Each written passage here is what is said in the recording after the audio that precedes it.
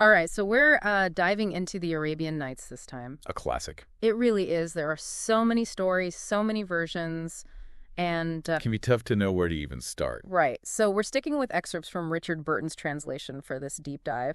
From what I've read, it's a version that's known for its vivid language, really captures the spirit of the time. It does. It does. And I think it's important to remember with the Arabian Nights, we're not talking about one long story.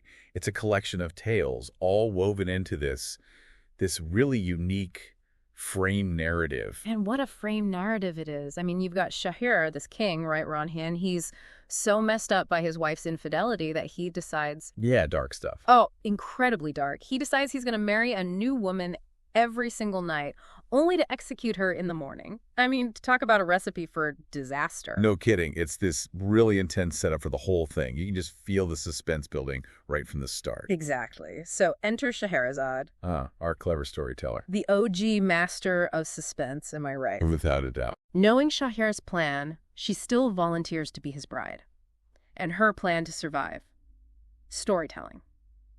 Each night, she spins a tale so captivating that he just has to know how it ends. It's genius, really. She basically weaponizes storytelling, using those words to buy herself another day, another night. She's playing a dangerous game, that's for sure.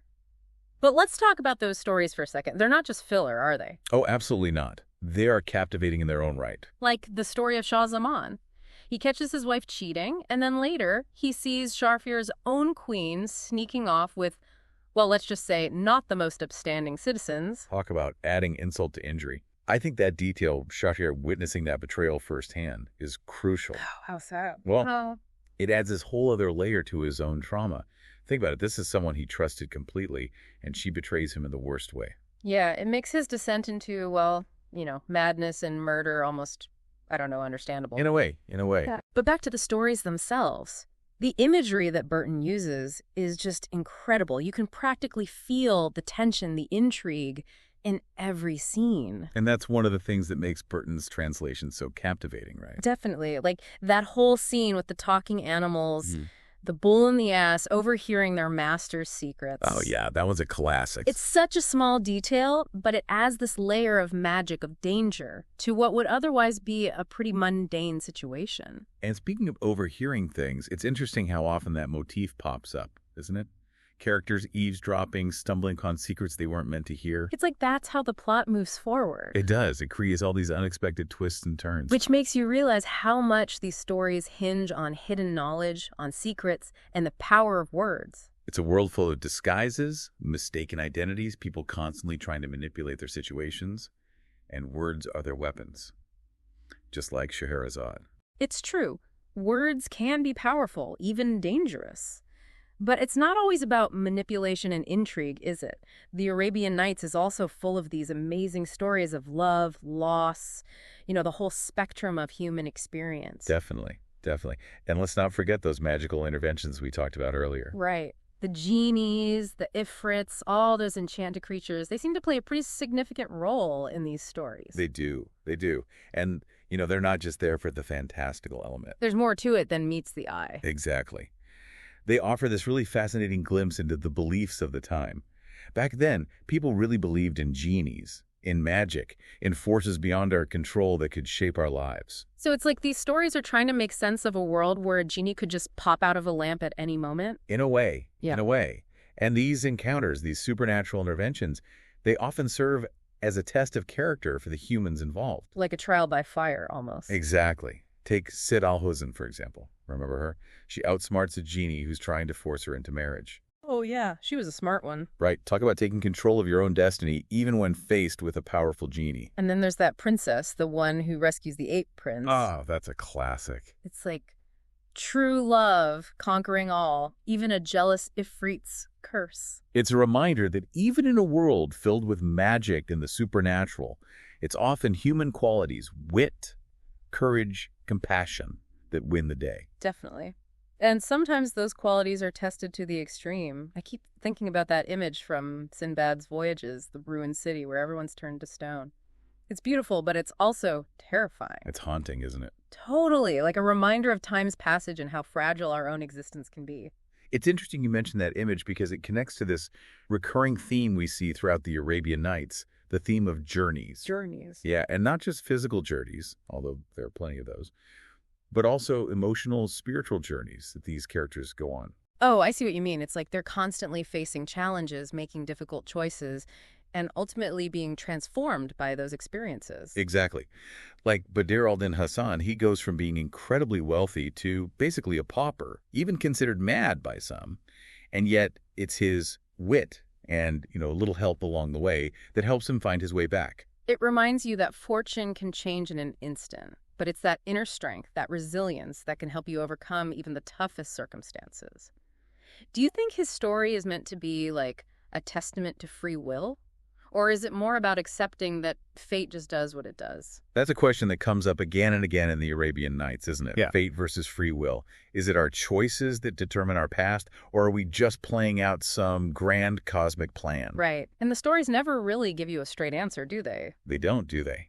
It's like they're inviting you to ponder that question for yourself, which is, I think, part of what makes them so enduring.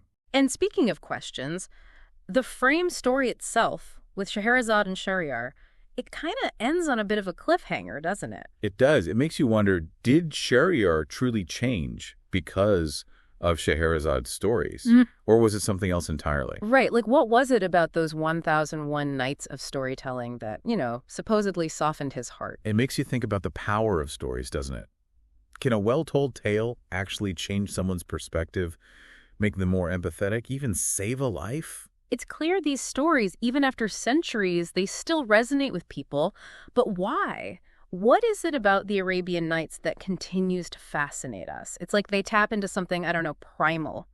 That desire for adventure, for the unknown. Definitely. And the Arabian Nights, they don't shy away from the darker side of that either. Like, remember that story, the two brothers and let's just say it involved a very vengeful Ifrit? Oh, yeah, that one sticks with you. Talk about consequences, right? It's a cautionary tale, for sure. But it shows how these stories, even with the genies and the magic, they're really exploring very real human issues. Like, in that case, it's desire and what happens when it goes unchecked. And the way Burton describes it, so vivid, you can't help but feel the weight of those consequences. Absolutely. But even within that, there's this interesting back and forth about fate versus free will. Do you think these characters, do they actually have any agency? Or are they just, caught up in some grand cosmic game? That's the million-dollar question, isn't it? And I feel like the Arabian Nights, it plays with that question constantly. It does. And I think that's part of the reason why we're still so drawn to these stories. They offer this glimpse into a world where fate often feels inescapable, but then you have these characters who are constantly pushing back against it, making choices that could either fulfill their destiny or completely defy it. It's like that tension is built into the very fabric of the stories. It is.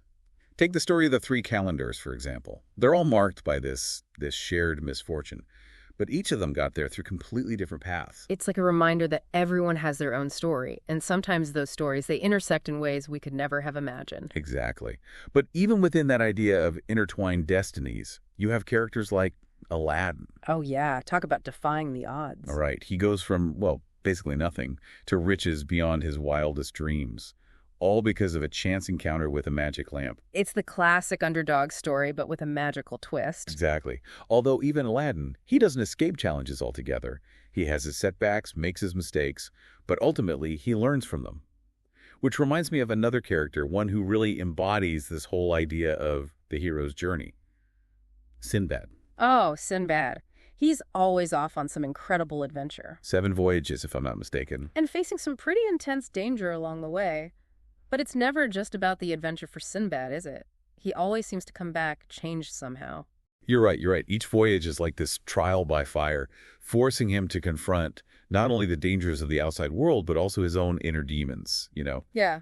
And through it all, he accumulates not just wealth and treasure, but wisdom. Humility, too. Like, he learns that the world is a lot bigger than he initially thought.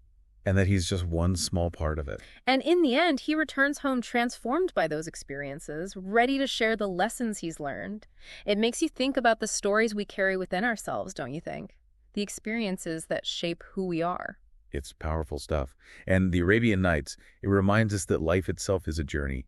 It's full of unexpected twists and turns, moments of both great joy and great sorrow. But even within that, there's always that potential for growth, for transformation. And maybe, just maybe, a little bit of magic along the way. You know, these stories, they've resonated across cultures and centuries. Why is that? I think it's because they tap into something universal about the human experience. They remind us that we're capable of both great darkness and extraordinary resilience. And maybe, just maybe, they inspire us to look for a bit of that wonder and adventure in our own lives, you know? To face the unknown with a little bit of courage, embrace the unexpected, to never stop believing in the power of a good story. Well said. And on that note, we're going to wrap up this deep dive into the Arabian Nights, but we'll leave you with this. What stories will you choose to shape your own journey? Thanks for listening.